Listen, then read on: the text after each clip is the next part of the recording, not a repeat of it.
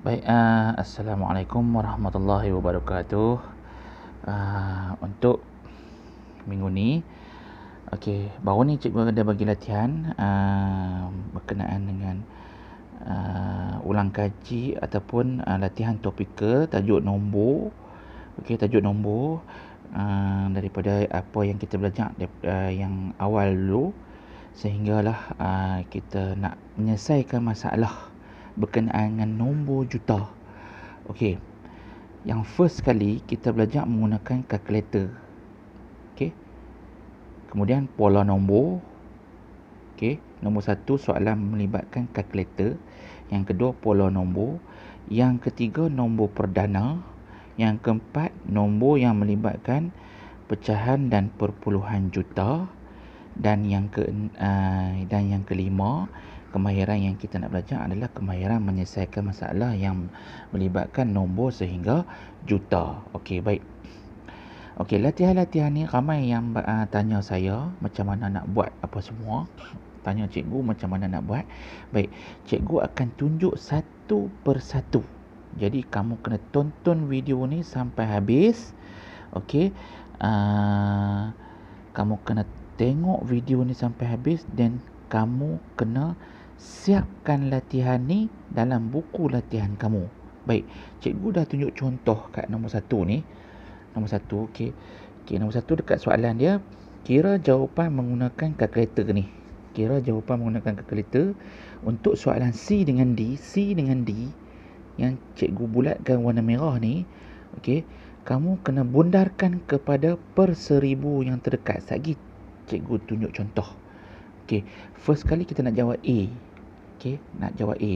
Apa yang cikgu tunjuk kat sini ni, semua ni daripada soalan 1 sampai soalan 6. Untuk pagi ni cikgu tunjuk ni. Jadi kamu kena salin dalam buku latihan kamu berdasarkan contoh yang cikgu terang ni. Baik. Pertama sekali yang A. Macam mana nak kira menggunakan kalkulator? Baik. First kamu tengok kalkulator. Kalkulator. Kalkulator 890,024 tolak 68,403 darab 13. Kalau kita belajar pada di tahun 5, kalau kamu ingat di tahun 5, untuk soalan yang melibatkan tolak dan darab, kita nak kena selesai darab dulu. Nak kena selesai darab dulu. Antara tolak dengan darab dulu.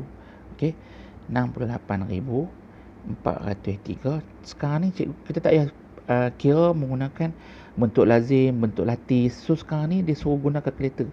So guna kalkulator. 68,403 darab 13. Ni hasil darab dia, 889,239. Tu hasil darab dia. Cikgu tulis Cikgu tulis 889,239. Ini jawapan untuk hasil darab. Untuk hasil darab ni kita dah kira menggunakan kalkulator. Kita dapat 889,239. Baik. Lepas tu kamu ambil nombor depan ni, tolak dengan hasil darab ni. 890 890,024 tolak 889,239 dapat 785. So jawapan dia 785. Habis, selesai. Kita tak payah menggunakan bentuk lazim ataupun bentuk latis. Tapi kalau dalam UPSR tahun 6, periksa itu tahun 6, kamu kena tunjukkan pengiraan dia. Menggunakan bentuk lazim ataupun bentuk latis, operasi darab. Lepas tu ambil nombor di depan ni, tolak hasil darab, dapat 785. Baik. Untuk B sama juga. Antara tambah dengan bahagi, antara tambah dengan bahagi, kita nak kena selesai bahagi dulu. Tekan kalkulator, operasi bahagi ni. Dah dapat hasil bahagi dia, ambil nombor depan, tambah dengan hasil bahagi, terus dapat jawapan. Okey. Yang ni contoh. Yang A ni cikgu tunjuk contoh. B cuba kamu selesaikan sendiri. Okey. Okey, cuba kamu buat pengiraan sendiri menggunakan kalkulator. Baik. Sebab kita sekarang ni kita nak belajar guna kalkulator. Okey. Baik, C. Okey, baik. C, kita tengok kita kira C C 243,051. Okey. Bahagi 47. Ni. Nampak Tengok jawapan dia apa dia. Banyak kan? Kita tak mampu nak kira menggunakan bentuk lazim kalau jawapan dia banyak macam ni. Jenuh kita nak kena turun nombor bentuk lazim. Okey, cikgu tulis dulu jawapan dia yang ada di kalkulator.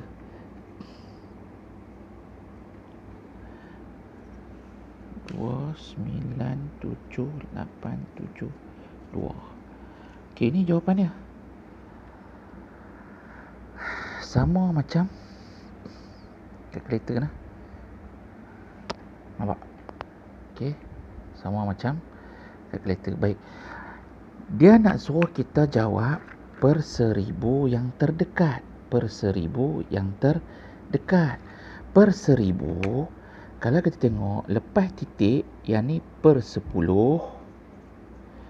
Per 10. Yang ni per 100. Yang 7 ni lah per 1000. Kalau di tahun 4 dengan tahun 5, kita belajar bundar. Bundar.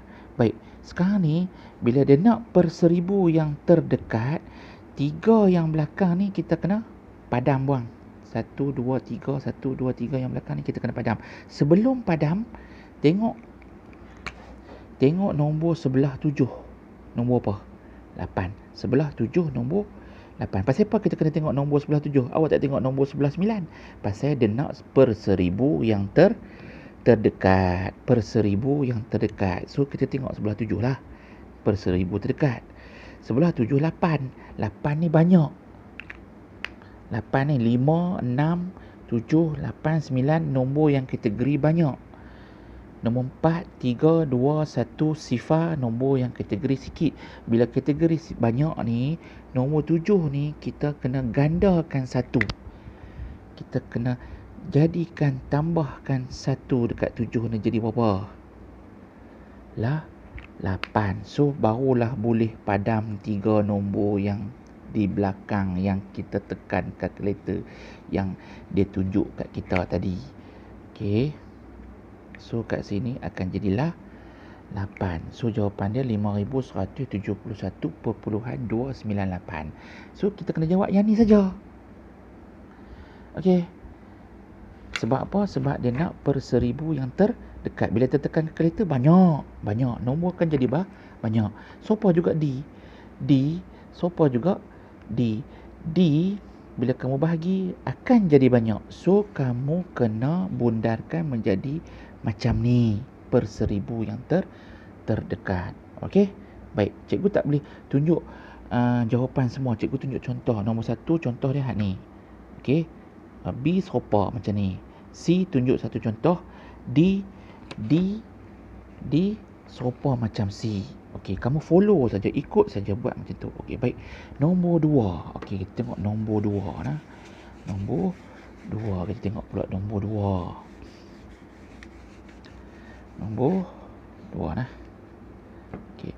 Nombor 2 berkenaan dengan pola nombor. Dia suruh tekan kalkulator juga nombor 2. Apakah pola nombor bagi garis nombor di bawah? Terangkan cara mencari nilai pola menggunakan kalkulator. Okey, yang ni kamu kena tengok hati-hati. Sebab yang ni ilmu macam mana nak cari pola nombor guna kalkulator. Baik. Okey, dia bagi nombor yang pertama 1,204,500. Nombor yang kedua 1,205,350. Agak-agak kamu nombor ni naik ke menurun? 1,204,000, 1,205,000. So kita tengok dia menaik. Jadi antara nombor ni menaik ke nombor ni berapa dia punya jarak dia. Jarak dia. Nak tahu jarak dia, yang ni besar, yang ni kecil. Tolak. 1,205,350 tolak 1,204,500. So kita dapat pola dia 850. Pola dia 850. Okey.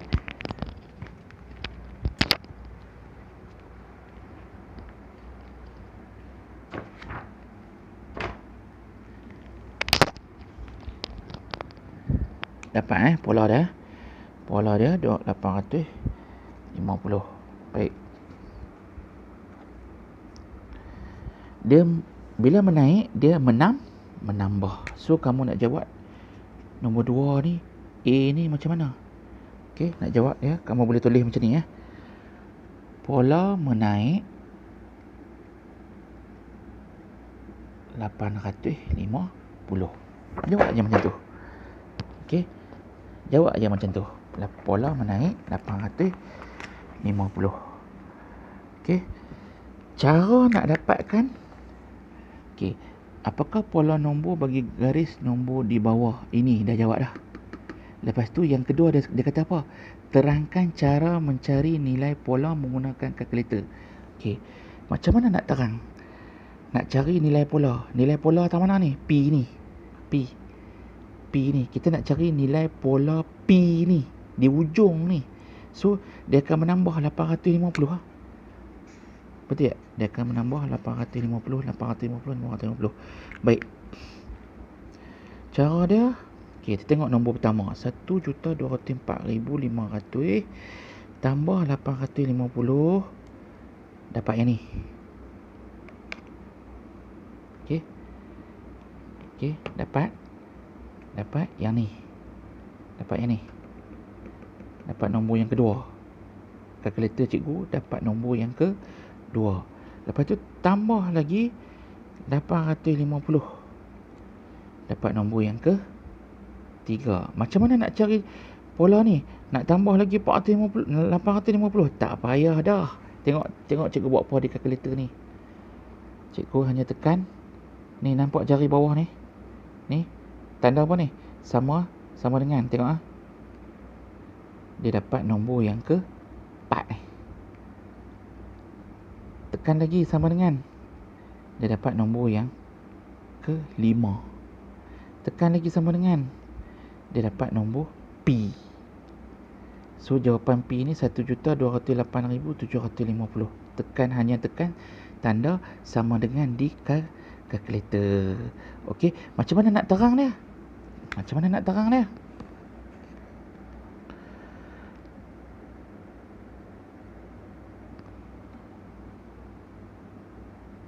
Terang dia. Okey. Cara dia macam ni. 1,204,500. Okey. Menambah 850 untuk dapatkan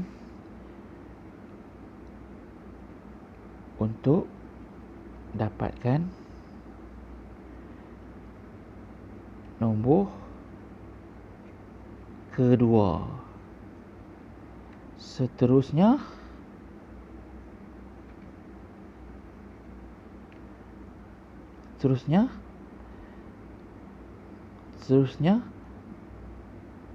menekan tanda sama dengan di kalkulator sehingga dapat nilai P. Habis. Sebab pola dia menaik 850, so kita menambah 850 untuk dapatkan nombor kedua. Seterusnya kita tambah lagi 850 dan seterusnya kita tekan tanda sama dengan di kalkulator sehingga dapat P. So kamu boleh gunakan ayat yang cikgu bagi tahu kat kamu. Okey. Baik. Untuk soalan 2A. Habis. Untuk soalan 2B pula. Untuk soalan 2B. 2B. Dia kata apa? Lengkapkan pola nombor berikut. Lengkapkan pola nombor berikut menggunakan kalkulator untuk cari jawapan. Mudah ya. Kamu ikut benda ni, ikut dia suruh buat apa. Okey, dia suruh buat apa, lepas tu tulis jawapan di tepi tu. Cikgu bagi contoh B1. B1. Cara nak tulis dalam buku kamu 9 tolak 1 sama dengan berapa? 8. 98 tolak 21 sama juga berapa?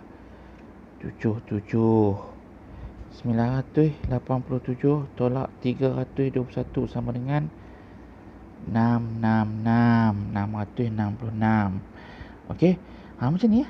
Lepas tu buat yang kedua pula di bawah. Okey, buat yang kedua pula. Macam ni, tak payah nak buat bentuk lazim. Baik. Okey, faham Mudah saja. Okey. Sekarang kita tengok pula nombor 3. Nombor 3. Baik.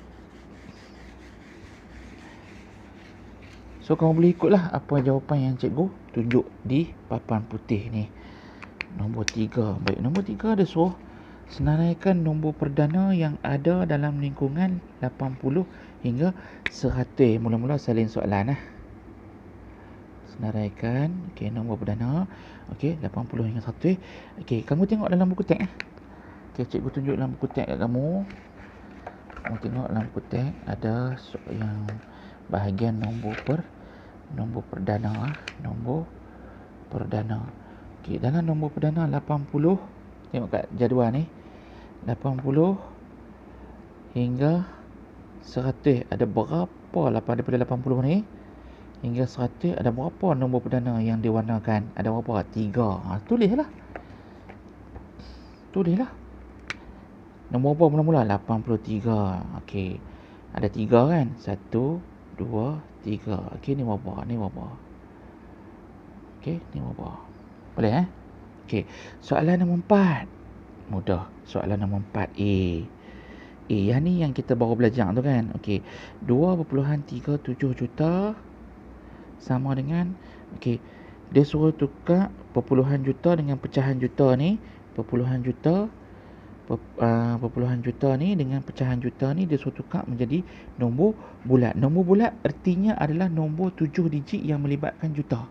Okey, ni berapa? 2 juta kan? So 2 juta 37. Okey, cikgu cakap lah tu titik perpuluhan. Lepas tu lepas titik perpuluhan ada 6 angka. Ada 6 angka selepas 2 juta. 1, 2, 3, 4, 5, 6.